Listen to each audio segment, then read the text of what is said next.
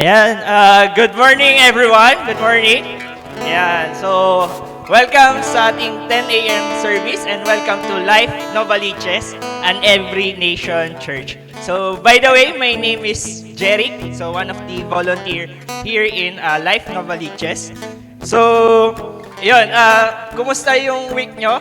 Especially last week, we participated in prayer, fasting, and consecration from January 6 to 10. So, sino yung mga nag-join?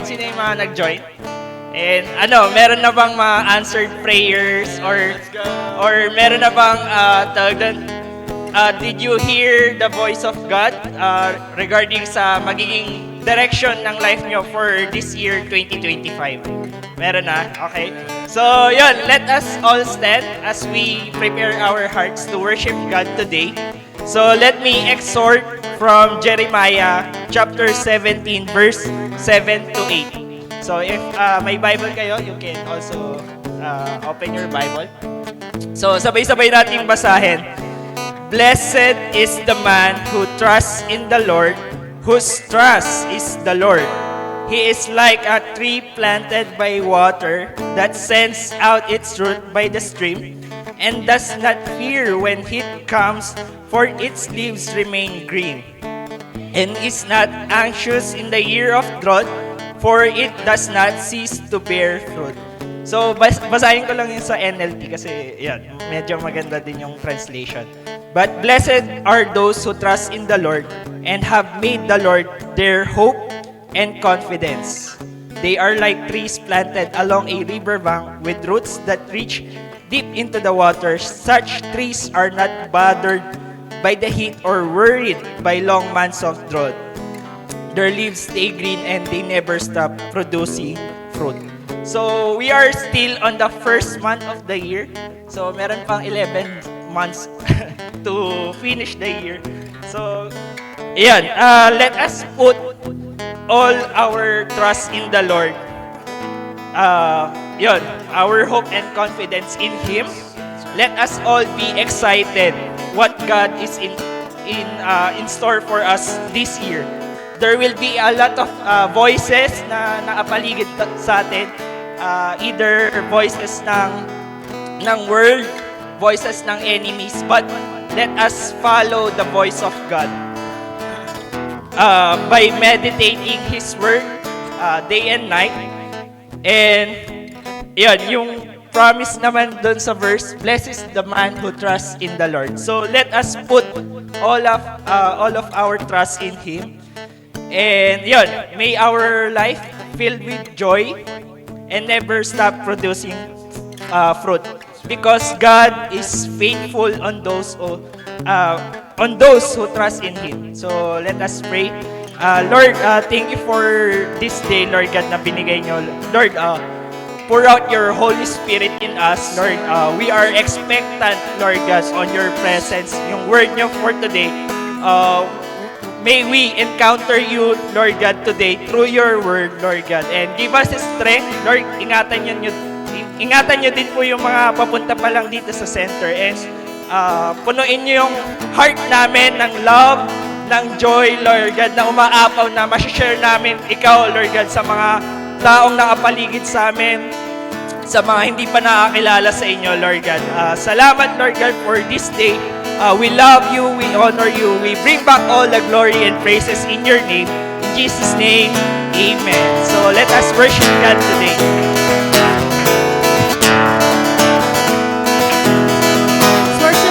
Joy.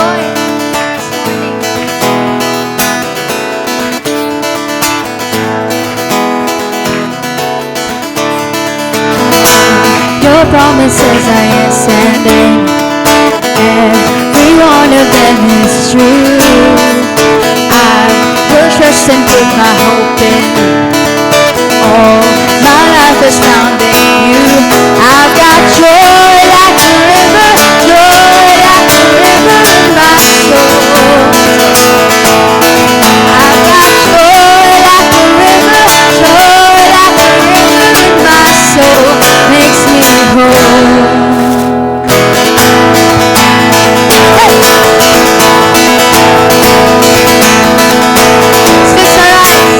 Hey!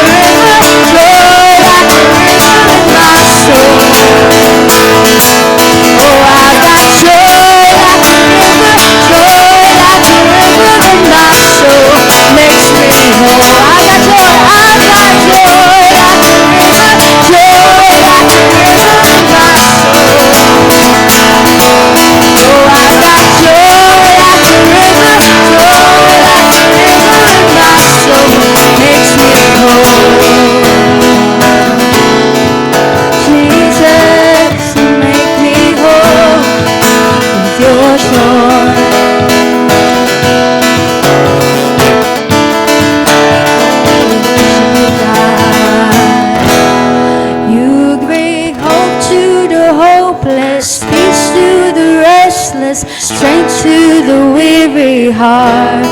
You bring freedom to captives, light to the darkness. Joy is where you are. You give hope to the hopeless, peace to the restless, strength to the weary heart. You bring freedom to captives, light to the darkness. Joy is where you are. You give hope to the hopeless, peace to the restless, strength to the weary heart. You bring freedom to captives, light to the darkness. Joy is where you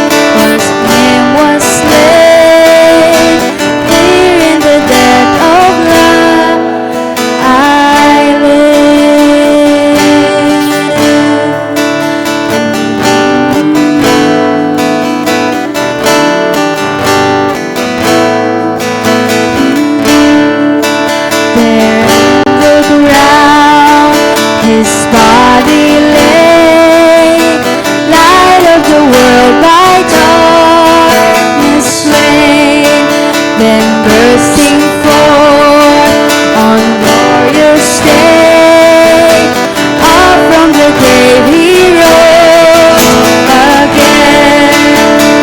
And Jesus and victory, since curse was lost, its grip on me. It's mine, bought by the precious blood of Christ.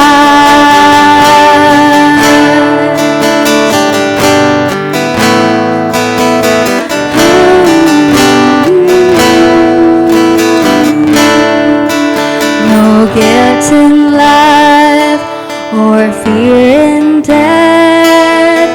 This is the power of Christ in me.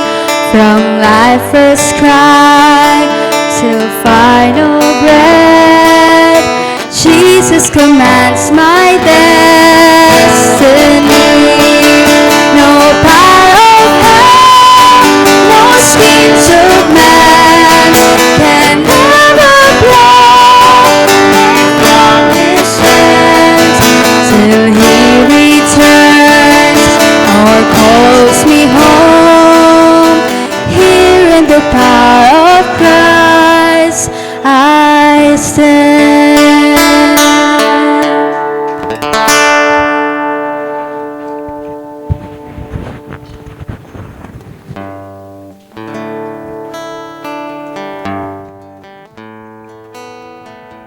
Good morning, everyone. My name is Jackie, one of the life group leaders here in Life. And for the time of giving, let me exhort to you from Mark chapter 12, verses 43 to 44. It says there, "And he called his disciples to him and said to them, 'Truly I say to you, this poor widow has put in more than all those who are contributing to the offering box. For they all contributed out of their abundance, but she out of her poverty has put in everything all she had to live on.'" So you see, it is said in this verse that the widow has given everything that she has to live on. So this only shows a kind of generosity that is sacrificial. So kung makita po natin, no, ganun na lang kalaki yung tiwala ng widow kay God on how she was able to put on everything that she has to live on. Tayo po kaya, how much faith do we have in trusting God for everything that we can give today and for the rest of our lives in this walk with God? So, we're just blessed to know that our God is a faithful God, hindi po ba? Sino po ang naniniwala dito that our God is a faithful God? Can we all say amen? Ayan. So with that po, let me encourage you. At sa time ng ating giving, we have all the ushers here to help us. And we can also give through online by our BDO accounts and also through GCash, Paymaya. So ayan po. And with that, ayan, ipag-pray po natin ang ating tithes and offering ngayong umagang ito. Lord, maraming salamat po, Panginoon, sa araw na ito, Panginoon, that you have gathered us in this church. Thank you, God, for the lives of each other, Panginoon, na nandito ngayon, for each member of of this church, Lord, represented for each family, Panginoon. God, we are thanking you for, Lord, answered prayers during our prayer and fasting, Panginoon, and God, for all the prayers that will be answered all the more in this year, Panginoon. We are trusting in you, Panginoon. Ano man, Lord, yung meron kami, we will trust that upon you, Panginoon. And we pray, God, that whatever, Lord, we have to offer, Panginoon, that will glorify your name, God. And this will reach more people to come into your saving knowledge. Panginoon, we are offering you this time, Panginoon, and we'd like to just honor you, God, and give you all the glory and praises. In Jesus' name we pray. Amen. So, Of course, let us take this time also to pray for our youth, for our children na nandito po ngayon. Let's lay our hands upon them. Lord, maraming salamat, Panginoon, for the lives of our kids right here in this moment, Panginoon. And God, we pray that they grow, Panginoon, according to your will. Salamat din, Lord, sa hearts ng mga parents, Panginoon, na patuloy na nagdadala sa kanila dito. May you guide them, may you continue to provide for them and protect them, Panginoon, as they also nurture this new generation, Panginoon, together with this church, God. We also pray for our kids team, Panginoon. May you anoint them and help them na i-discipline at turuan, Panginoon, ng word mo ang aming mga bata, Panginoon. Salamat, God, and with this, we honor you, Panginoon. In Jesus' name we pray. Amen. Let's all continue to worship God.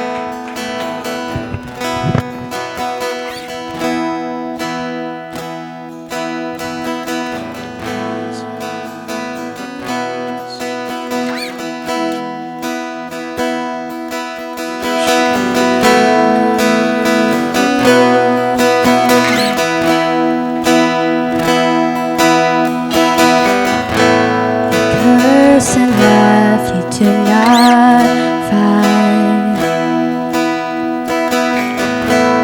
1,000 men you'll crucify.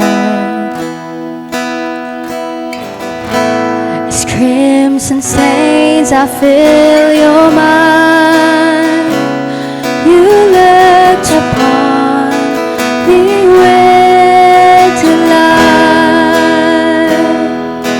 From throne to cross, you came to die. Crown for thorns, a crown for thorns to bring you life.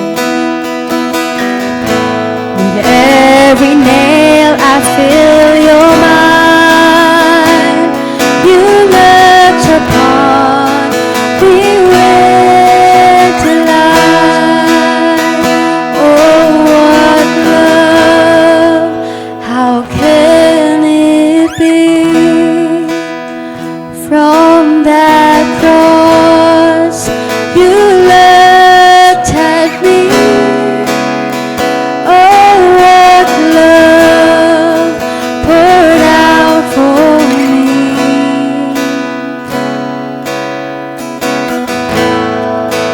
What a beautiful love.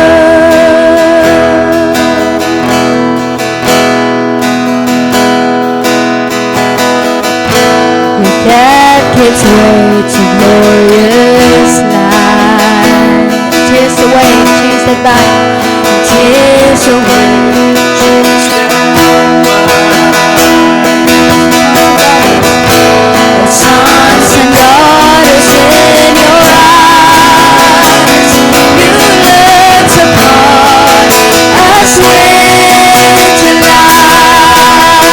Oh, what love, how can it be? From that cross, you looked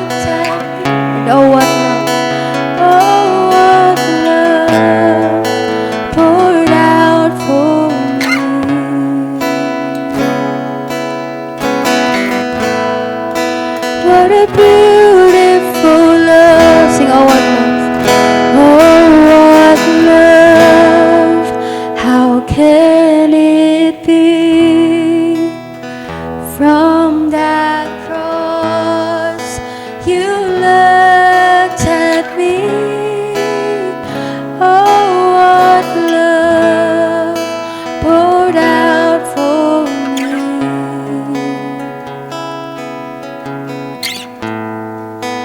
What a beautiful love.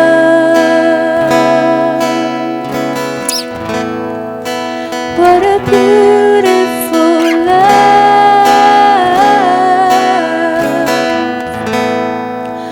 What a beautiful love.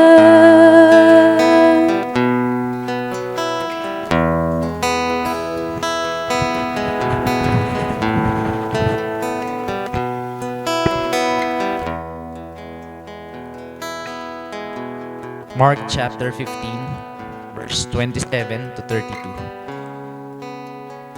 And with him they crucified two robbers, one on his right and one on his left. And those who passed by derided him, wagging their heads and saying, Aha! You who would destroy the temple and rebuild it in 3 days, save yourself and come down from the cross. So also the chief priests with the scribes mocked him to one another, saying, He saved others, he cannot save himself. Let the Christ, the King of Israel, come down now from the cross that we may see and believe. Those who were crucified with him also reviled him. This is the word of God for the people of God. Let's pray. Lord, we thank you for this morning. Lord, we want to greet you a good morning, and we are grateful that we're here, magkakasama kami listening to your word. God, we thank you for your word. Every single week, or there are times that you give your word, Lord God, to us, na kahit hindi linggo. Thank you for your direction in our lives. Thank you for revelation of who you are, that we continue to walk in your path, that we continue to honor and love you, even though if it is hard, even though it feels hard.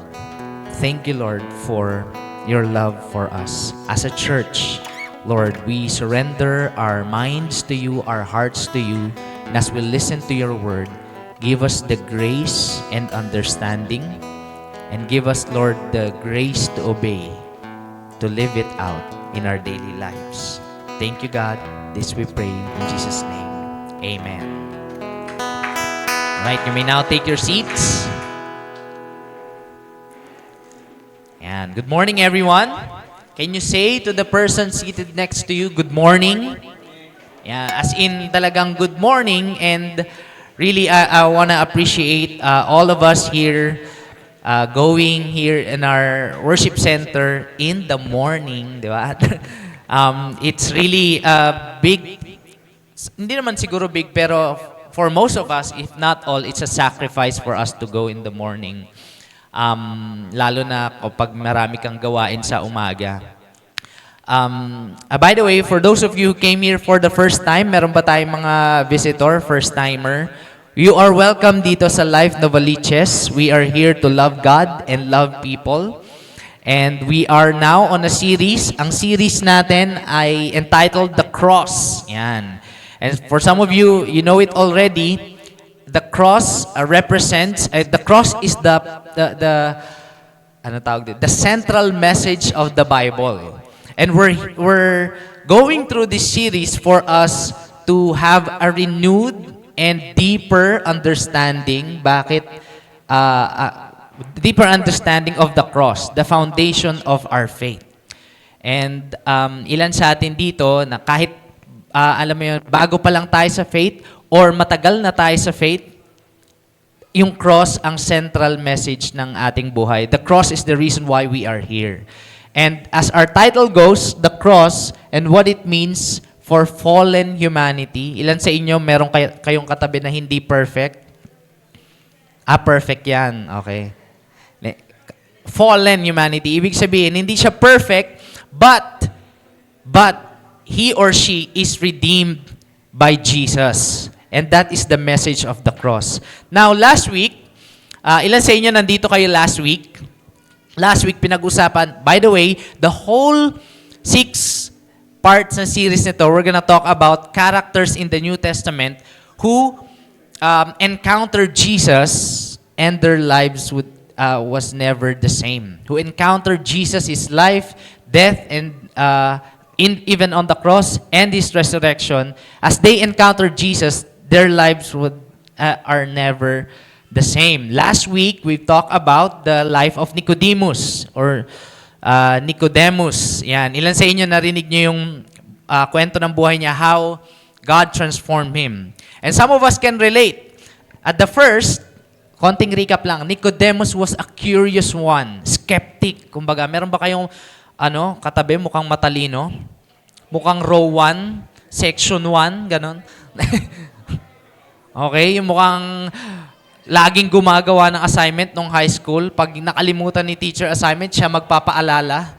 Yari ngayon yung mga skeptic. He knows everything as far as Torah or the Jewish law is concerned. Yet when he encountered Jesus, he believed, ay hindi muna siya naniwala, but his belief goes into stages. Una, curious muna siya. The next season of his life, he was trying to defend Jesus. Nung si Jesus ay ina-accuse siya. And in the latter part of, while after Jesus' death on the cross, and he was about to be buried, si Nicodemus yung nag-bury sa kanya. And we know that burying Jesus, Nicodemus took a risk na makita ng kasama niyang mga Jewish leaders. By the way, Nicodemus is on the top leadership ng Jewish leaders. Tapos he did it, the burial, a mixture of aloe and myrrh. He did it on a broad daylight. Nung unang curious pa siya, pumupunta siya kay Jesus gabi para wala makakita. Di ba? Pero nung binury niya na si Jesus, yung katawan ni Jesus, siya ay ginawa niya ito in a broad daylight with the risk of matiwalag sa Jewish group of sa Sanhedrin, and with the risk of makita siya ng mga katropa niya, mga ka-level niya, at siya ay ma-persecute. And also, with the risk of his wealth na burying somebody takes a lot of indigenous materials at it cost a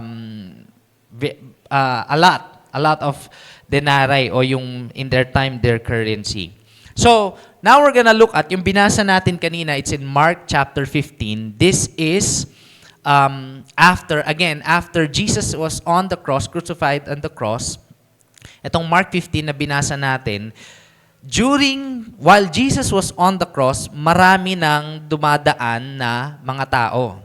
And we start off with verse 27, and with him, they crucified 2 robbers, one on his right and one on his left. Do you know the story? Can you recall na merong kasama siyang, hindi lang siya yung mag-isang pinako, pero may isa pang cross, at siya yung, basta tatlo sila doon. Now, in the Roman time, pag ikaw ay pinako sa cross, ibig sabihin, ikaw na yung pinaka-worst of the criminals at the moment. Dati kasi, ngayon, sinisimbol natin, yung iba sa atin, tinatato pa, kinukwintas pa, di ba? But you know, in the Roman times, the cross is the picture of shame, guilt, torture, lahat ng masasamang bagay na pwede mong i-relate sa isang kriminal, yun ang picture ng cross. But when Jesus was crucified on the cross, He who knew no sin becomes sin, the picture of the cross, from then on, throughout the history, na bago. Dati pag nagsuot ka ng cross, tatawanan ka, baka pagkamalang ka pang kriminal. Ngayon, it's a symbol of faith. But again, not all who wear cross are really following Jesus. We're gonna look at 2 characters dito, pero hindi yung dalawang robbers.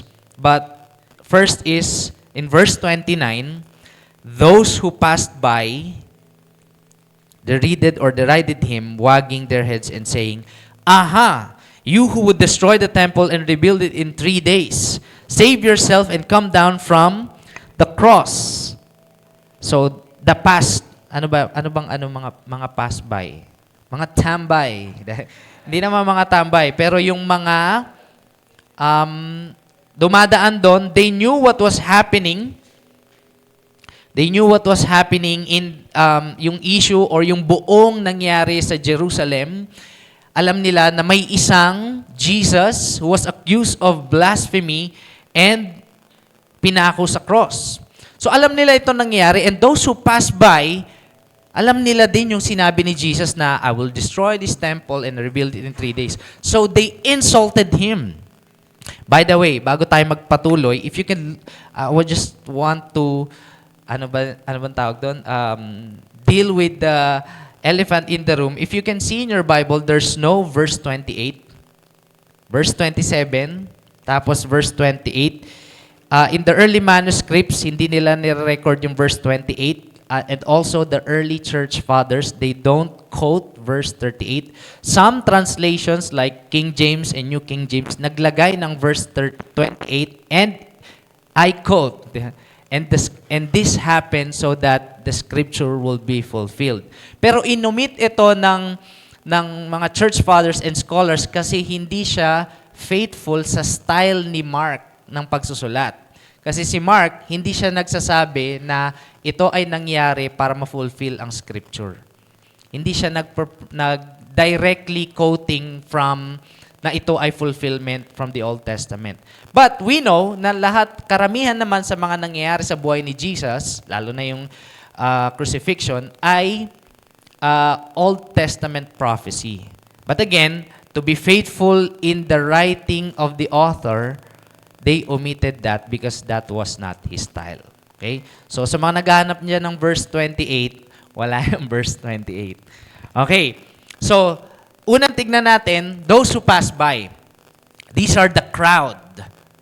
The crowd who always follow Jesus. Pag sinabing follow, hindi ito yung follow na merong spiritual in a sense kaagad. Ito lang talaga yung mga sumusunod kay Jesus na para silang aso in that time. Because when Jesus does miracles, talagang sunod sila. Oh, grabe oh. Yung water, tinurn niya ng wine. Saan pa ba may party? Kailan ba yung next birthday mo? Imbitahin natin si Jesus doon. Imagine, no, yung mga sumusunod kay Jesus at nakikinig ng salita niya, they wanted Jesus, they want to follow Jesus because of the miracles. Diba? Imagine mo, sa mga nagla-life group dito, ilan po sa inyo part kayo ng life group? Or the group that meets once, twice a month, tapos sharing the Word of God. Imagine mo kung life group leader mo si Jesus. Grabe, kahit saan kayo, wala ang problema sa pagkain. Jesus, 7-Eleven naman tayo. Akong bahala. Hotdog, tig-isa. Di ba? Hindi mo, imagine mo kung si Jesus talaga yung leader mo, life group leader mo, you come to Him, di ba? Every time na tawagin kanya sa bahay, kahit ayaw pa ng magulang mo, susunod ka eh. Kasi grabe yung miracle. Oh. Kahit, Jesus, bawal dito mag-life group, akong bahala. Di ba? Jesus, pwede ba doon tayo sa Paris live group? Okay. Lahat pwede niyang gawin eh. Because of the miracle He was doing. And in the same way, the crowd follows Jesus, talagang sumusunod, listens to His teaching because of the miracles and the benefits of the miracles that He gave. That the miracles, the blessing and the benefits that the miracles bring about. One example is in John chapter 6. Ilan sa inyo naalala niyo yung feeding of the 5,000? Yan. Alam niyo yung, most of us, if not all, alam natin yung kwento. Jesus, he was teaching, and dahil gutom na yung crowd, may lumapit na boy, may dala siyang burger with ham. Hindi, kay Jomar pala yung nakaraang fasting. Meron siya dalang 5 loaves and 2 fish. Parang tuna pie na yun Diba? Tinapay at saka isda. So, nagdala siya and pinadami ni Jesus para makakain lahat. 5,000. And it was recorded in the time of patriarch, men pa lang yung binibilang nun. Hindi pa kasama yung hungry women. Iba pag hungry women eh. Pag ang women gutom, umanda ka na. Yan din. Isipin mo lang kung binilang yun, mga about 10,000 women and children, di ba? So, Jesus fed the 5,000 and then they always follow Jesus. Kung saan man pupunta si Jesus, kung saan man siya pupunta, gusto nilang sumunod sa kanya. John chapter 14 to 15. Yan. Meron ba tayo? Ayan. When the people saw the sign that he had done, they said, "This is indeed the prophet who is come into the world." Perceiving, so ito yung sinasabi nila, ito na talaga yung prophet, grabe, only bread, only isda. This indeed the prophet who is come into the world. Perceiving then that they were about to come and take him by force, to make him king, gusto nilang gawing king si Jesus. Imagine mo naman kung ganun yung king mo. They were oppressed by that time by Roman soldiers and Roman Empire. So kung kaya nitong magpadami ng tinapay, kaya din nitong magpadami ng armas. Just imagining, no match ang Roman Empire pag si Jesus ang king. So Jesus doesn't want that because that's not his mission. And remember, it sounds familiar when Jesus was tempted in the wilderness by the devil. Diba? Galing na sa crowd, meron ding temptation mula kay enemy. Directly saying, kung luluhod ka lang sa akin, bibigay ko sa iyo lahat ng kingdom na to. So the crowd and tingnan mo yung kinanta natin, scheme of man. And the works of the temptation of the enemy. Buti na lang, Jesus did not give up. Jesus withdrew again, hindi siya nag-withdraw ha, kasi kulang yung, umalis siya dun sa crowd, and goes to the mountain by himself. So, ang ginawa ni Jesus, lumayo siya sa crowd, and went to the mountain. The next day, eto matindi. If you could continue, ikukwento ko na lang, the next day, when Jesus was on the other side of the lake, andun ulit yung crowd. Pero nung una, hindi pa nila pinapansin. Uy, nandito ka rin, Jesus? Sabi lang gano'n. Pero sa totoo lang, alam nila na papunta doon si Jesus. Kung baga patay mali siya sila, grabe, what a coincidence, Jesus. Andito ka ulit. Gagawa ka ba ulit ng bread? Lagi nilang sinusundan si Jesus. And Jesus was saying, alam ko naman na hindi ako yung pinunta nyo. Alam ko naman na gusto nyo lang talaga ng Spanish bread. Hindi pala Jewish bread. But as he rebuked them, the conversation went into a higher and deeper conversation Jesus was talking about the bread of life. Sabi niya, pag kinain nyo itong bread, binigay ko itong bread na ito, magugutom at magugutom ulit kayo. Katulad ng mga ninuno natin, way back in the Old Testament, every single day, God provided for their food, but they were not satisfied. When you eat this bread of life, eto na, tinawid niya ngayon sa message niya. When you eat of this bread of life, you will be satisfied. Ngayon, yung mga sumusunod yung crowd na sumusunod lang sa kanya para sa pagkain, ano daw? Kakainin yung bread of life. Tapos sinabi ni Jesus, I am the bread of life. Wow! Talagang mic drop. Di nga, kakainin ka namin. And Jesus goes, talagang tinaas niya pa or tinindihan niya pa, as you eat of my flesh and drink my blood, you will be satisfied. Not just for earthly satisfaction, but way, way, way, way bigger and greater. And they did not, kumbaga, it's a hard teaching, hindi nila yon matake. And so the crowd, that is the crowd. Crowd na sumusunod lang kay Jesus for the sake of the benefits. Translating it on our modern day, Sometimes, I'm not saying all the time, but there are times, and some of us, or including me, are guilty of this. We follow Jesus because of what He can do in our lives. Lord, pinagpipray ko to Alam mo na to, last year ko pa to, lahat na ng fasting. Lahat na ng klase, water, liquid, solid, gas. Pati gas, hindi ko na... Di ba? All veggies lang ako, Lord, ngayon. Parang all meat ako ngayon. Wow, all meat. May ganun pala. Pag hindi binigay ni Lord, nagtatampo tayo kay Lord. And worst case scenario, we stop following Jesus. Or, alam ko hindi lang naman yun something that we pray for material things, but minsan kahit pa nga yung mga matitinding bagay o mga malaking bagay like healing. We pray for, how many of you here you prayed for healing? Once, twice in your lifetime. Yun. Pag hindi binibigay ni Lord, walang benefits, walang blessing, hindi niya binibigay. A question arise, totoo kaya si God? Kasi pinag-pray ko to, hindi niya binigay. And many followers of Christ, even throughout the church history, nagfa-follow kay Christ. Merong ganitong nangyari. Hindi nag-grant o hindi tinupad ni Lord. Seemingly, hindi tinupad ni Lord. Tapos, hindi na nag-follow kay Christ. Hindi nag-follow kay Jesus. Ilan po sa atin dito, you're praying for something kay God? Ilan sa atin dito, not all, maybe, nung bago tayong Kristiyano, o nung in-invite tayo dito, hindi muna si Jesus yung pinunta mo. Oh, hindi. Si Jesus talaga yung pinunta mo dito. Talagang, pagbukas ng, gusto ko sa harap. Gusto ko makita.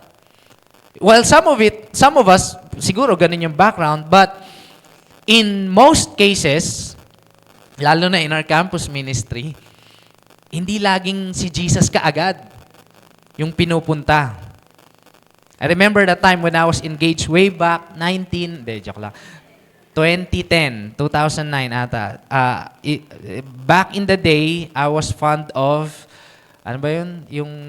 Battle of the Bands. Yan, mga ganon. So, kapag may tugtugan, punta ako doon. Pag may concert, punta ako doon. Naya ako ni Prince, yung classmate ko. Sabi niya, concert to bro, sama ka sa amin, bayad na yung ticket.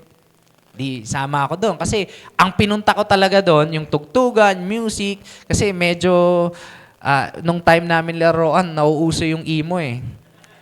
Nag-eyeliner ako dati, yung bangs ko, ganon. Yan. Medyo maano na lang, konti na lang. Pero, ganon ako ng ganon dati. Diba, Isaac? Uso pa nun eh. So, every time na may tugtugan nga. Talagang gusto ko doon. And that attracted me.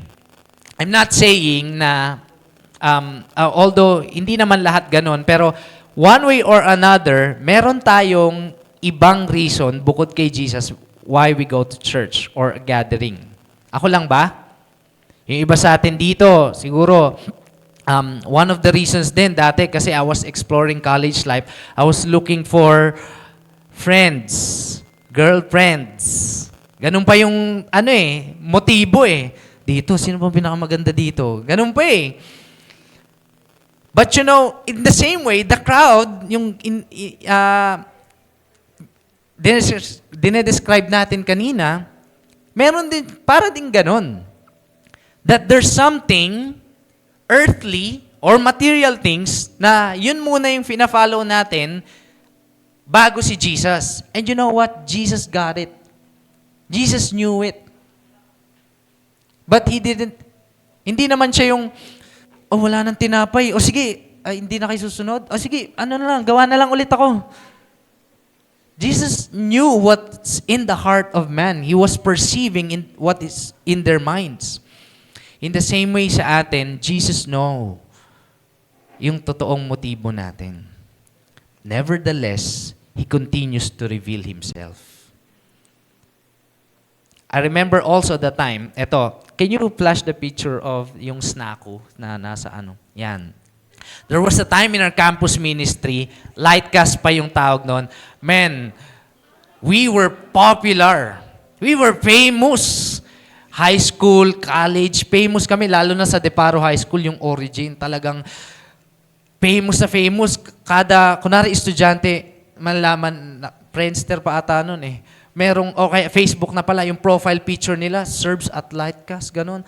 Grabe, iba yung datingan. There's came a time na yung Lightcast, campus ministry, in-invite sa Deparo High School to conduct a campus hunk event. Grabe, no? Search for campus hunk para lang and na-invite kami as MC, ako MC, tapos si Pastor Tim noon, nung campus missionary pa, judge. Sobrang at the prime, talagang because of Jesus, we were famous. Because of Jesus, kilala yung campus ministry as a movement, of course, that teaches leadership, integrity, faith, and excellence. Kaya lang, syempre, hindi mo naman maano lahat. Dumating din sa time na sobrang dami for about 200 per youth service. 3 service kada Sabado. Iba-ibang estudyante, college. Talagang ang daming crowd. And I can say, I was one of that. Because in the time na umuunti na yung pumupunta, and in the time also that our campus ministry was challenged by a professor, he asked the belief, he asked what's going on, bakit yung mga estudyante na pumupunta dyan sa inyo, ang gaganda ng mga sinasabi, pero pagdating naman sa school, ang tatamad, bastos pa, naririnig ko sa FX, nagsasagutan. And so, hindi ko alam kung ano nangyari, pero maraming, when the movement was, nung binabash na rin yung faith, konti na lang yung nag-stood up. Maybe because we were just into the hype of the popularity, of the blessing, of being a follower, or a Christian. In the same way, Life Nova, are there times or are we following Jesus just because of the benefits of His miracles, of His works? Nandito ba tayo? Nagfa-follow ba tayo? Kasi meron tayong pinagpe-pray. Promotion, masagot ka ni ganito, o kaya ma-promote si ganito o magkaroon ng additional funds, papasok kasi ako ng business, kailangan mag-follow ako kay God. Are we following Jesus for the sake of the benefits? Crowd follows Jesus not to believe in Him, but to take advantage of His signs and miracles. That's the crowd. Redeeming nung time nung Lightcast, hindi naman lahat umalis. There are some people who stayed. Who stayed, and kahit na mahirap, kahit na pangit na yung image or reputation, hindi na maganda, but still faithful to the Word of God, there are some who stayed. In the same way, ganun din naman kay Jesus. May mga followers si Jesus na nagstay. Pero bago tayo pumunta doon, we're gonna go back to, so that's the crowd. The next character are the chief priests. The letter C then. Verse 31. So also the chief priests with the scribes mocked him to one another, saying, He saved others, He cannot save Himself. So, from crowd, isa pang group of people, chief priest, eto na yung mga rulers na anti-Jesus. Talaga kapag may sinasabi si Jesus, nagpipreach si Jesus, andun sila nakikinig, pero naghahanap ng butas. Jesus, kunwari nagpipreach si Jesus, Jesus, question lang Oh, makinig lahat sa question ko Kanino ba kami dapat magbabayad ng tax? Sa iyo ba? Ay kay God ba o kay Caesar? Tingnan to, hindi yung masasagot. So naghahanap sila ng butas. Lagi nilang, kasi kahit papano, meron din silang nalalaman. Kaya lang, the motive of their heart in following Jesus, or not following Jesus, the motive of their heart is to, kumbaga, destroy the will or the works of Jesus. The chief priest, kung makikita natin dyan, yung characters, crowd and chief priest, yung crowd, sabi nila, you who would destroy the temple and rebuild in 3 days, save yourself. They are asking for a work of Christ na naman. In the same way, the chief priest, sabi nila, baba ka dyan so that we may see and believe. They are also asking for miracles. Parehas nag-ask ng miracles. Yung isa, for the benefits. Yung isa, as I was studying this text, why do chief priests ask Jesus to perform miracles? It's because Jesus was becoming a hero to the people of Israel and they don't want it.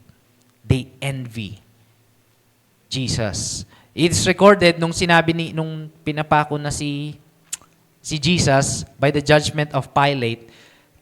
Pilate perceived na kaya nila sinisigaw na crucify yung mga Jewish leaders kasi naiinggit sila kasi mas gusto ng tao si Jesus. So yung mga Jewish leaders, they wanted to get back. They wanted to get the praise of man back which was taken from them when Jesus was being the hero of the Israel. Kasi dati, silang wala pa si Jesus, sila nagpapanukala ng batas at kahit kada may katanungan tungkol sa buhay, sila. Sila yung matatalino, sila yung mayayaman, sila yung makapangyarihan. But when Jesus was preaching and teaching, these Jewish leaders, chief priests, wanted to get the praise of men back to them. Kumbaga sinasabi nila, Jesus, paano kami maniniwala? Hindi ka pa nagpapakita ng ng enough evidence. Baba ka dyan so that we may see and believe. Ilang miracles na ba yung ginawa ni Jesus bago siya mapako sa cross? Yet the crowd always asks, chief priests always ask, and nobody believes. Sabi pa ni Jesus in another text, nagbibigay ako ng signs and wonders pero hindi kayo naniniwala. Ano pa bang gusto nyo?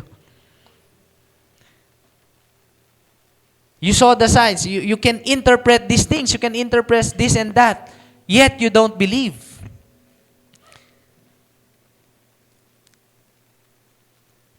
That is the character of those who encounter Jesus, the crowd and the chief priests. Kaya naman, every time na magper-perform si Jesus ng miracle, nandun din sila. Makikinig din, maghahanap ng butas, i-judge, makakita ng miracle, pero hindi maniniwala.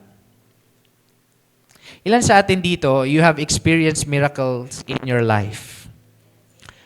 But when there came a time that you suffer, you start to doubt God. Pag mga blessing, yes, Lord! Grabe, thank you talaga, Lord. Grabe, pinag-pray ko to. Grabe talaga, ang bait-bait mo. Nung suffering na, Lord, bakit sa dinami-dami ba naman ng tao, ako pa? Bakit ako? Ba't sa dinami-dami ng oras, ngayon pa nangyari? Lord, ba't di mo binigay? It is easy for some time na yung hearts natin mula sa blessing giver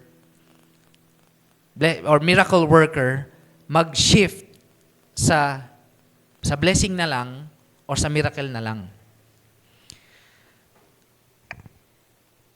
That's the chief priest, or if in our day-to-day I know we cannot, some of us would say, ay, hindi naman ako ganun katulad ng chief priest. Di ko naman nananapan ng butas si Jesus. Di ko naman kinukuha yung credit ni Jesus. Are there times when you are more concerned with the praises of men rather than the praise of God.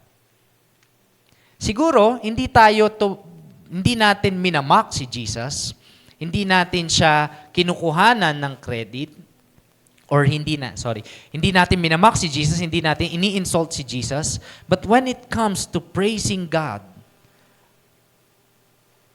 are we getting it from God? Let me cite an example. Kasi yung mga Pharisees and Sadducees noon, they want Jesus to perform miracles para pag nagkamali si Jesus, sabi ko na di ba?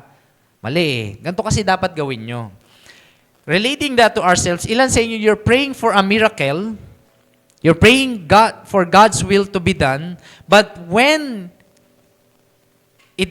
hindi nangyari, you try to figure it out on your own. And when you figure it out, you get the credit. Kapag ikaw nasolusyonan mo nang wala si God, you get the credit.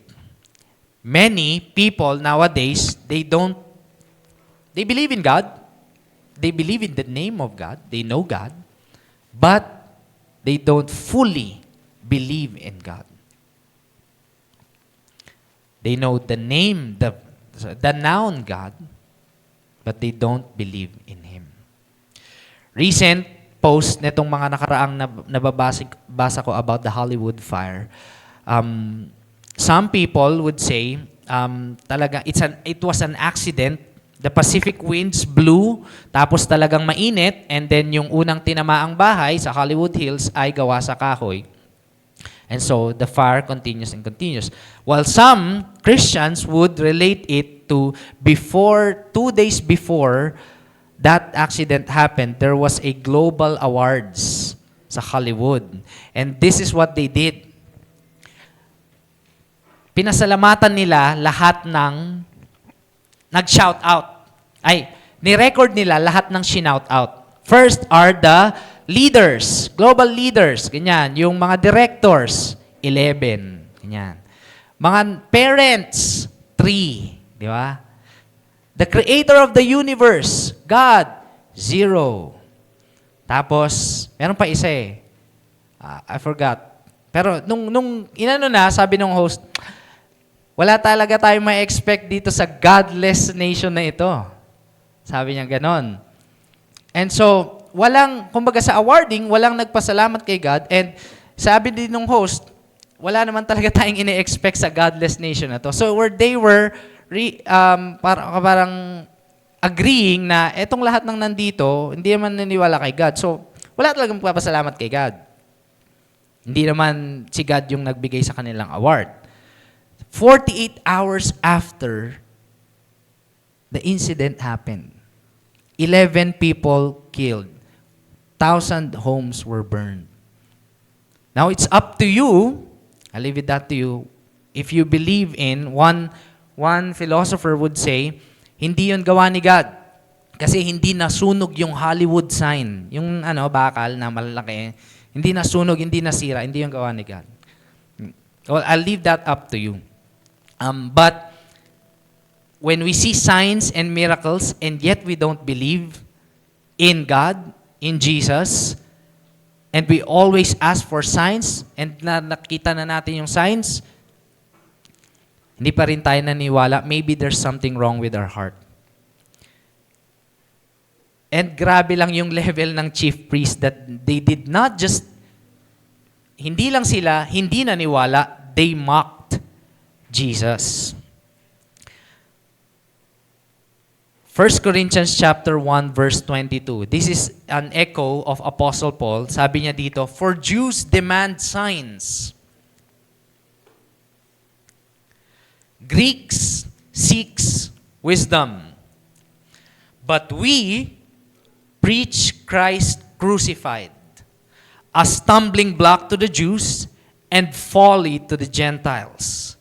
So yung Jewish people, naghahanap sila ng sign. Yung Greeks, naghahanap sila ng wisdom, intellect. But those who believe in Christ, preach the crucifixion, preach Jesus. Sa Jewish, hindi totoo yan kasi walang signs and wonders. Sa Greeks, hindi totoo yan. Ang babaw naman yan. Yung mga gods namin, lalakas. It is folly. Sabi ni Apostle Paul, but to those who are called, both Jews and Greeks, Christ, the power of God, and the wisdom of God. Simply saying, in other words, Paul is saying, kung sa iba, ang babaw nito, kung sa iba, ang hina nito, pero tayong mga tinawag, those who are called, we choose to preach Jesus crucifixion. We choose to preach Christ crucified. Kahit pa ito ay folly o ano ng mas malapit na term doon? Ano ba ang tawag? Wala akong ibang term eh. Parang mga baliw, hindi dapat kayo naniniwala dyan. Kumbaga sa Greeks, mababang klase ng wisdom. Pero sa atin, sa mga tinawag, or for those who are called, it is the message that saves people. Now, crowd, naniniwala kay Jesus for the sake of the benefits. They were asking signs for the sake of the benefits. Now, chief priests asking signs for the sake of getting back their reputation or their yung image nila, so that when Jesus cannot do the miracle, they would win. Kaya nga they were asking Jesus, baba ka dyan, kung totoo ka, baba ka dyan. Eh hindi bumaba. O, tingnan nyo, di kaya, di makapangyarihan. So that was their motive. Crowd and chief priest was always following Jesus, not because of Jesus himself, but because of what they want. In the same way, talon lang ako sa pagkatapos ng feeding of the 5,000, John chapter 6 verse 66 to 69, after this, nung hindi na nila matake yung tinuturo ni Jesus, sabi niya, after this, many of his disciples, take note these are disciples. Many of his disciples from that 5,000 turned back and no longer walk with him. Madali lang tandaan yung verse, John 6:66. Wala nang sumunod. Sa mga 5,000, naubos sila. Ang natira, yung 12. 12 pa ba sila? 12 pa sila niyan. Di ba? Medyo nag-aalangan pa siguro si Judas niyan. 12 pa sila. So they no longer walk with Jesus. When Jesus said, I am the bread of life, they cannot take it. They know what Jesus was talking about. Coming from the Old Testament. When Jesus said, I am the bread of life, naku, kailangan kong maniwala ng buong puso at buong utak at kailangan kong maniwala ng buong buhay ko dito sa sinasabi ni Jesus. Ayoko. Kailangan ko lang yung tinapay. Tsaka yung tuna. Kung ano may isda yun. So they no longer walk with Him. Verse 67, so Jesus said to the 12, do you want to go away as well? And this is the question I want us to ponder. Kung wala nang tinapay, kung wala nang miracles, kung hindi nasagot yung prayer requests natin ngayong prayer and fasting, kung hindi nasagot yung matagal mo nang pinagpe-pray, do you want to go away as well? Kasi sa totoo lang, mahirap mag-follow kay Jesus. Mark chapter 8 verse 34, he says to the crowd, whoever wants to follow me must take up his cross, deny himself, and die daily. In no particular order. Ibig sabihin, talagang mamamatay tayo sa sarili natin, ide-deny mo yung sarili mong kagustuhan, gusto mo ng ganito, gusto mo ng ganito. kung maganda yung motibo, well and good, depende kay God. Kung pangit yung motibo at selfish yung reason, ide-deny mo talaga yung sarili mo. And minsan pa nga, kahit magandang bagay yung gusto mo, you have to deny yourself because as you have perceived, as you have understood, it's not the will of God. Gusto mong pumasok sa isang magandang trabaho. Ang ganda-ganda, ang laki ng sahod. Pupuyating ka lang. Masasacrifice yung health mo. Pero ang ganda, ang laki. 6 digits. Sana all, di ba? Pero alam mong hindi yun yung will ni God. Kaya lang, Lord, mapapakain ko yung pamilya ko na ito. Makakapag-tithes ako na maayos. Tsaka makakapag-generous ako sa... Bibigyan ko lahat ng hotdog sandwich yung mga students sa 7-Eleven. Ang ganda ng motibo, di ba? But if it's not the will of God, you have to deny it. Following Jesus is hard. Jesus taught a lot of things that is against the flesh. Sa Sermon on the Mount, Jesus says, when you look to a woman with a lustful motive, you already committed adultery. Huh? Eh paano ngayon? Ang dami-dami sa online. Ang hirap naman. When Jesus taught His disciples to forgive, Lord, sino ba nauna? Di ba siya? To forgive one another. To turn the other side of the cheek. Well, the other cheek, turn the other cheek. To give generously kahit ikaw mismo inaatupag mo yung sarili mong kapakanan, kailangan mo pang maging generous sa iba. Bakit? Bakit, Lord? Bakit kailangan gawin yun? Following Jesus is hard. And for those of us who are believing Jesus for quite some time now, 1 year, 2 year, let me tell you this, it's hard. Marami tayong isa-sacrifice. And for those of us na marami ng taon na nagpa-follow kay Jesus, marami pa rin. Marami pa rin tayong isa-sacrifice in the next few years. It's hard. Kaya nga, hindi sa dami ng fans or crowd na susukat ang success ng pag-follow kay Jesus, ng ministry. Kung numbers lang ang basihan, si Jesus na siguro yung pinaka quote-unquote ineffective. Kasi 12 lang eh. 12 na lang. From 5,000 to 12. Nag-try door pa yung isa after nung, di ba? But it's not about how many. It's not about, although it's good, that's our prayer, don't get me wrong. Our prayer is that we would increase by numbers, that those who would follow Jesus genuinely, those are good. And pinagpe-pray natin yun. Kaya lang, hindi lang tayo nakabase sa dami ng uma-attend. Nakabase tayo sa dami ng naniniwala sa Panginoon. Sabi pa nga ni Jesus, kahit maliit pa yung faith mo, basta sa akin yan nakahang, sa akin ka naniniwala, as small as mustard seed. Lalaki din yan through time. Pero kung tama yan, sa totoong Diyos yan, lalaki din yan. Sabi ni Jesus, do you want to go away as well? Do you want to go away as well? That's in English. In the original translation, medyo iba yung render niyan. Parang it goes like this. Kasi the original question can be answered by yes or no. Rhetorical. So, would you go away too?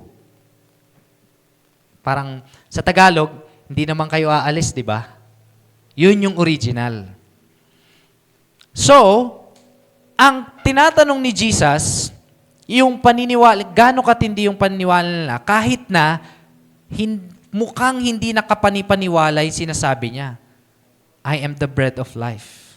Are there times in our life na may pinapagawa sa atin si Lord, tas mukhang unreasonable, i-give up mo yung relationship mo ngayon? Huh? Ilang years na kami neto? dahil immoral, you're in a moral relationship. O kaya, God is leading you to another job or another nation. Lord, ang tagal ko na dito. Comfort ko na to. Doon, magre-risk pa ako. May hirapan pa ako doon. Or, God wants you to obey your father and mother. Sa mga estudyante, Lord, hindi sila nag-church. Tayo, close tayo, Lord. Diyan, hindi sila nag-church. Di ka nila kilala. Obey them. Honor them. Kahit pa hindi mukhang reasonable sa atin, but if God tells us to do so according to His Word, wala namang sinasabi si Lord, inuutos si Lord na against sa Word niya. Kahit pa hindi tayo sang-ayon at hindi madali para sa atin, but when God, as a follower, as a disciple, not just as a crowd, or not just as a chief priest, or others, are we willing na masaktan, mahirapan, para ma-follow natin si Jesus? Lord, pambili ko na to ng sapatos. Oh. Yung iba, ang daming bago sapatos nila. Ngayong bagong taon. Akin bago din, pero bagong laba.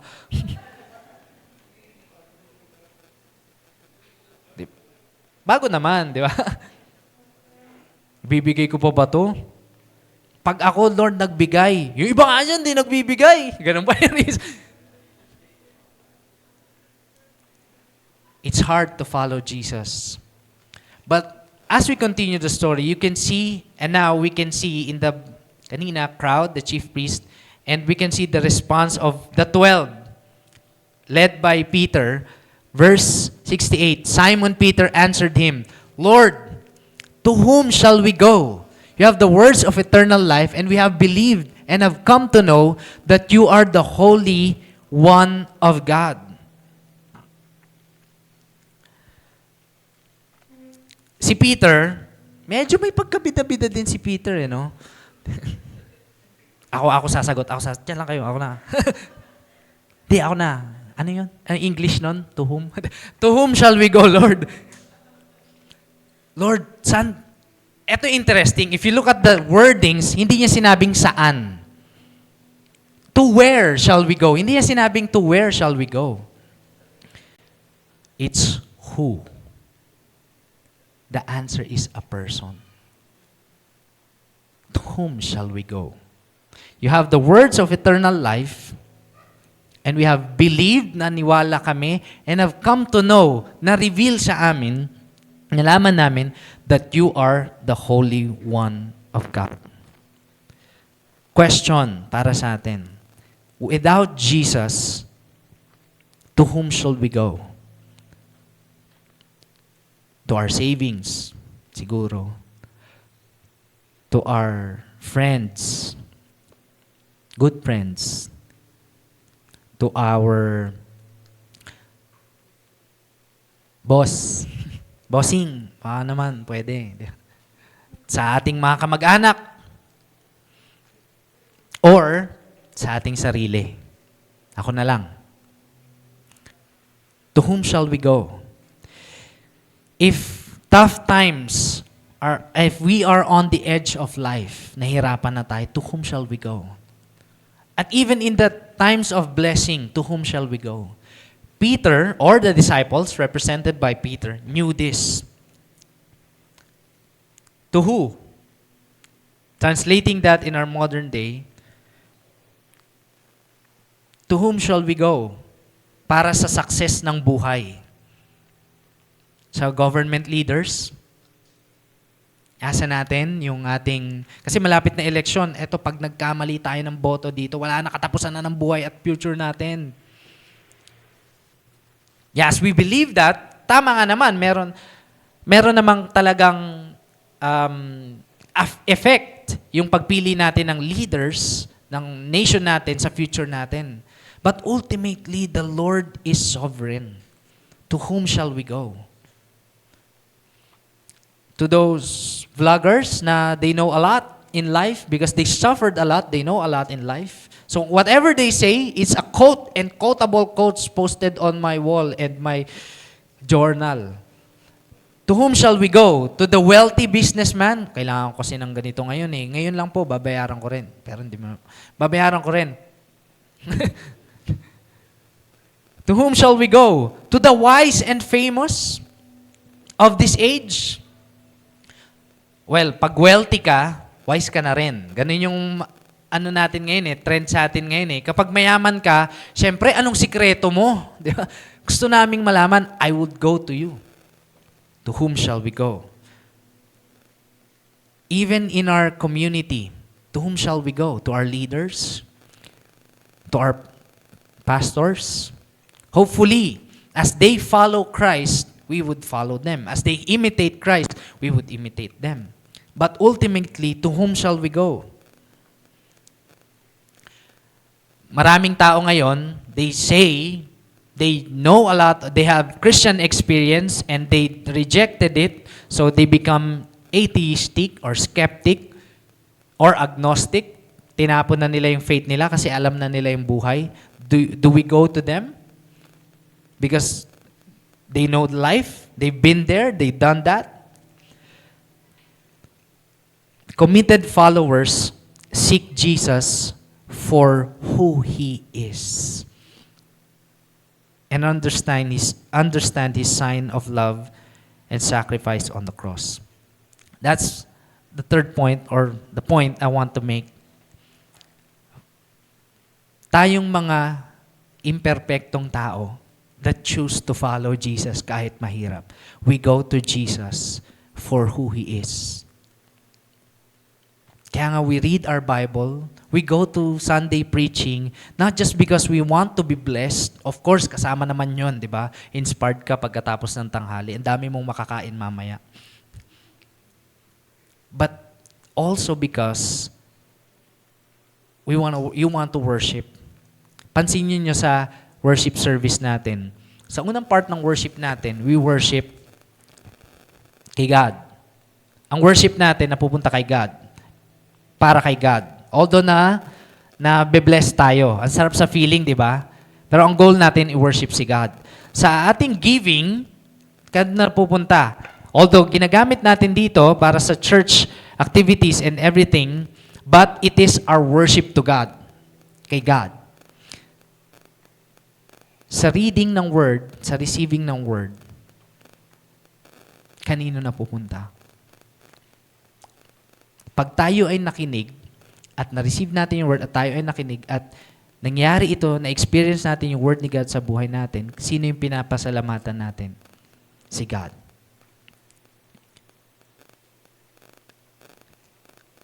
Committed followers seek Jesus for who He is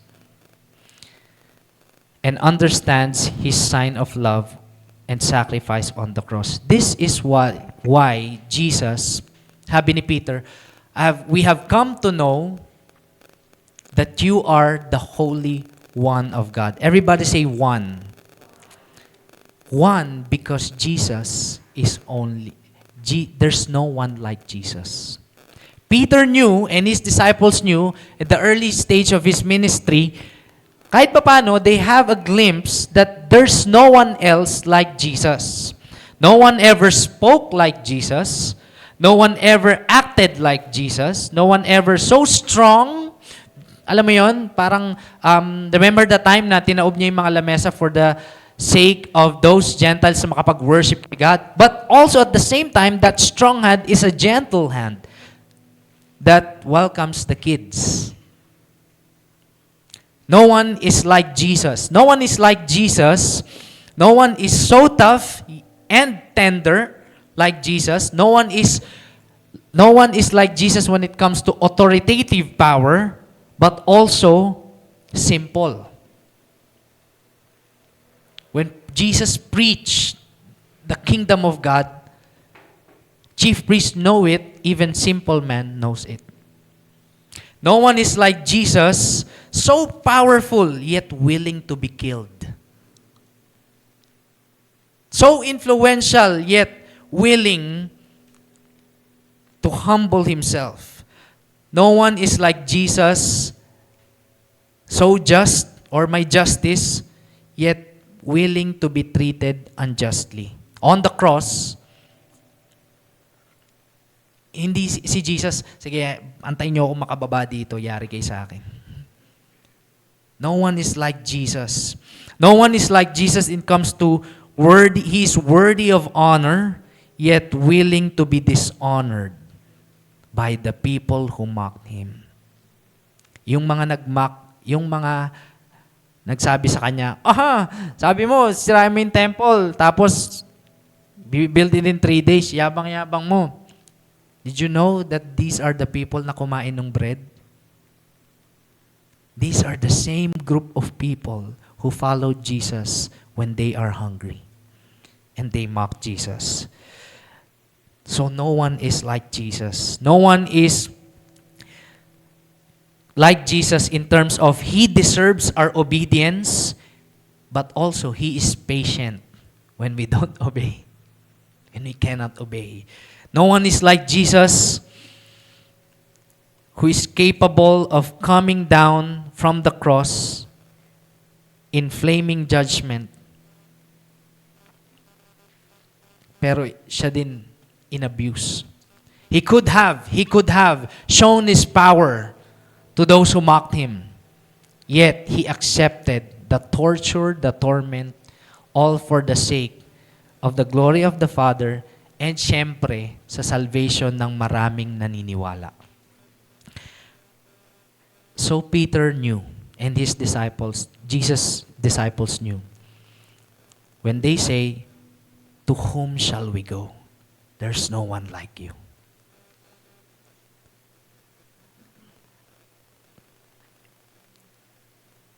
But you know, in the same manner, as he ended his preaching, in the same manner, when it's only in chapter 6, medyo kakaunti pa lang yung nalalaman ng disciple kasi nakakasama nila si Jesus. Other gospels would record that it was not revealed to Peter by flesh and blood. It was revealed to Peter and to his disciples by his Father, God the Father, who is in heaven. No one would have the revelation seeking on his own unless God revealed it to him. That's why we are here. We cannot boast and say, na-discover ko yung faith. Actually, nung in-invite ako ni Prince, alam ko na yun. Well, alam ko na yun in the sense na alam ko na alive yun. At gusto ko nang umuwi. Back then. But, I didn't know what God has been doing in my life back then. I didn't know na I will be part of a campus ministry. Gusto ko lang Battle of the Bands. Gusto ko lang chicks. Gusto ko lang ganito, gusto ko lang ganyan. There's other motive in my heart back then, but I didn't know what God has been doing in my life ever since. In the same way, we are here not because of our own good works, of our own title, of our own achievement, of our own skill. We're here because we're saved by grace. We're here because God revealed it to us, and we cannot boast anything about it. But thankfully, as God revealed to Peter, to his disciples, and to us that there's no one like Jesus, our hope is, kahit na sa pagpapatuloy natin ang walk kay God, makita natin na talagang ang walang katulad si Jesus. There's no other person who was crucified for the sake of many, died and resurrected. Yung mga crowd, they were seeking for a sign. Yung chief priest, they were asking for a sign. Yung mga naniwala, they saw the sign. God became man on the cross. Sacrificed himself on the cross. Let's all stand today. At this time, why don't we worship God with all our hearts? And this is the guideline of our thinking. When we worship God and we declare those lyrics, I hope it's not just song lyrics. But come to think of it, meron bang katulad si Jesus sa buhay natin? Meron bang ibang nagmahal ng katulad ng pagmamahal ni Jesus sa atin? Meron bang tumanggap sa atin na kahit nung mga makasalanan pa tayo, wala tayong kwentang tao, wala tayong kwenta, wala tayong bilang, meron bang nagmahal sa ganun? The Bible says, while we were still sinners, Christ already died for us.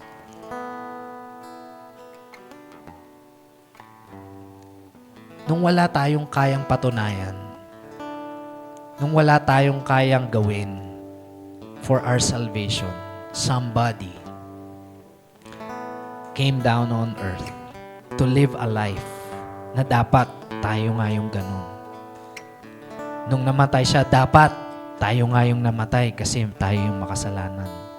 So Peter knew, to whom shall we go, Lord? You have the words of eternal life. And we have come to know and believe na wala nang iba, as in wala. Walang kang katulad, walang mayahambing sa'yo, walang mas makapangyarihan sa'yo, walang mas mataas sa'yo, walang mas nagmamahal sa akin kesa sa ginawa mo. There's no one like you. You're the Holy One of God. So to this moment, let us remember the grace of God. Say, Lord, wala ako dito kung hindi mo pinakilala yung sarili mo. Wala ako dito kung hindi mo pinakita yung pagmamahal mo sa akin. Wala ako dito kung hindi mo ako sinave. And by that posture of humility, our prayer is that we will swim in the love of God that is so big and so vast that we will bask on it dahil hindi ito nauubos like an ocean, like the waters in the ocean, that God loves us for who we are. As we receive that, we continue, we thrive on loving Him for who He is, not just what He can do. Of course, His finished work on the cross proved that His love is enough.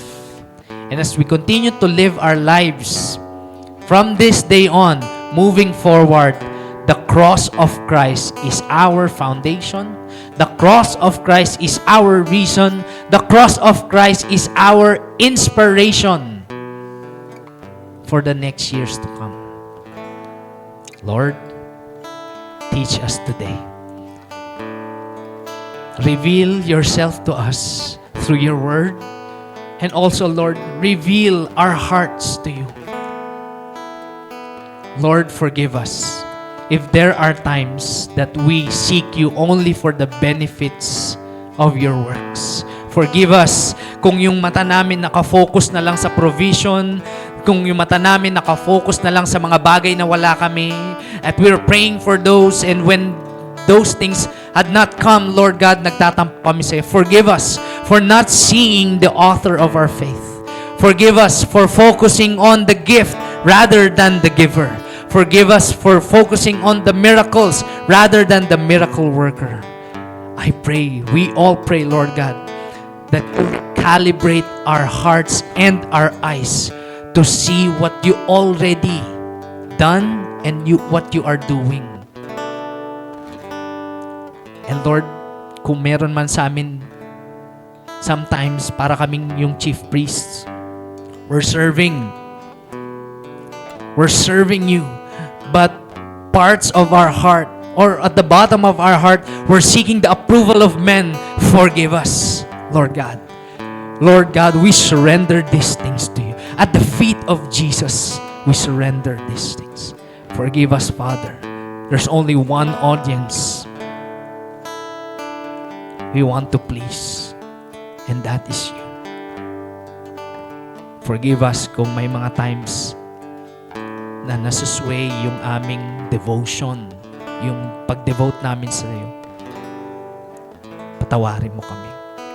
Today, Lord, we surrender these things to you. Give us a new heart that worships you genuinely, that follows you genuinely.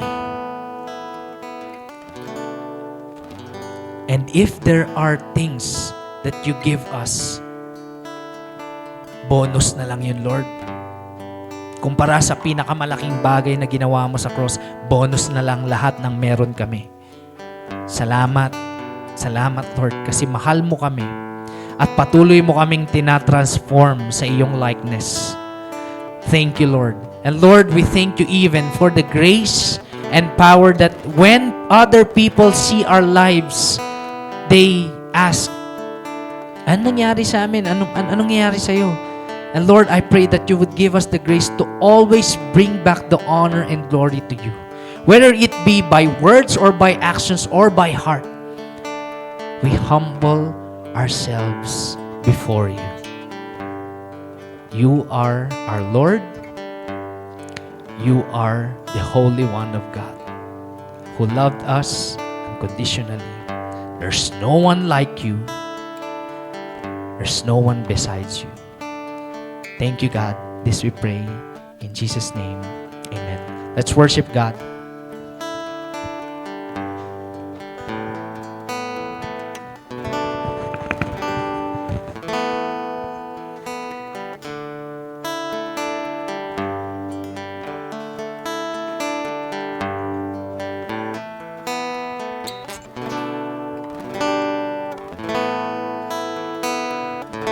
In Christ alone, my hope is found. He is my light, my strength, my song. This cornerstone, this solid ground, firm through the fiercest drought and storm. What heights of love, what depths of peace, when fears are still, when striving cease. My comforter, my all in all, here in the love of Christ I stand.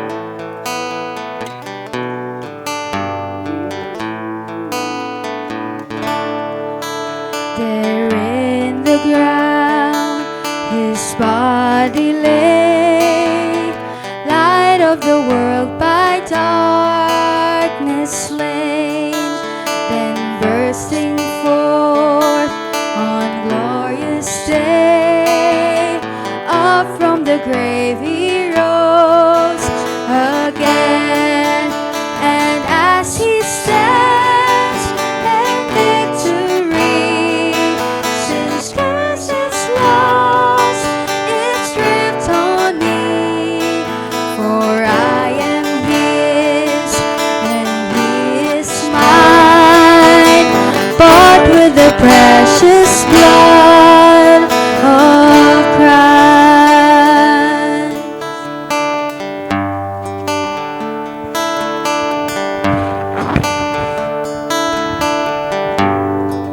Thank you, Coach Taps, for preaching the word of God for us today.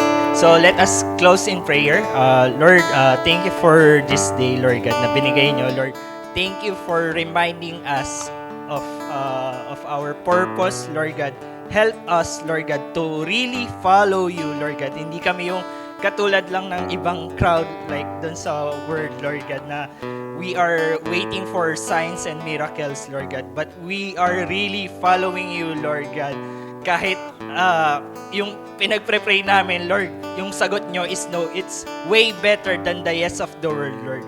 Salamat, Lord God, for this day, Lord God. Ingatan nyo kami, Lord God, sa pag-uwi namin. And let me pray for Lord's prayer of Lord's blessing in your life. May the Lord bless you and protect you.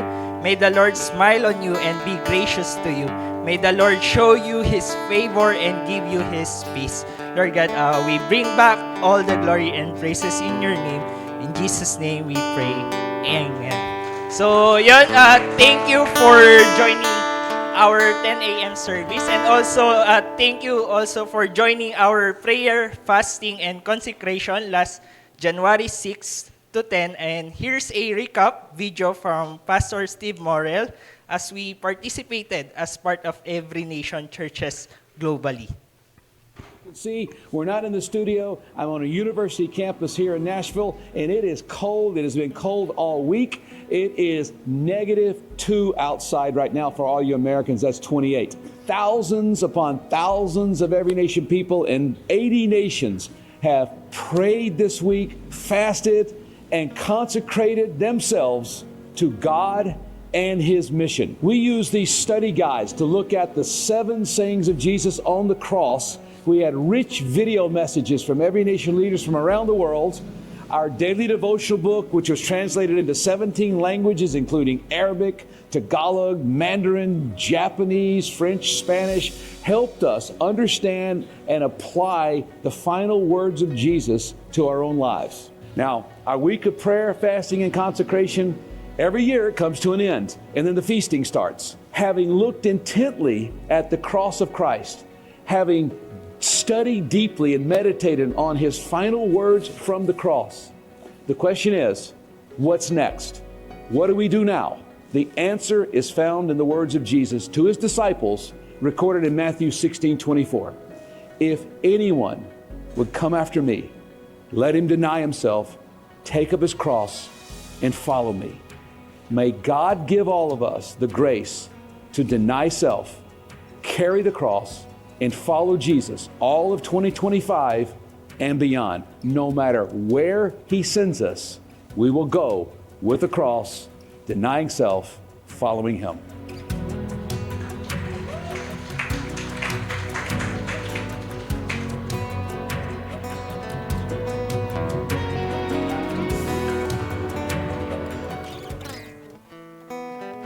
Our Every Nation annual week of prayer fast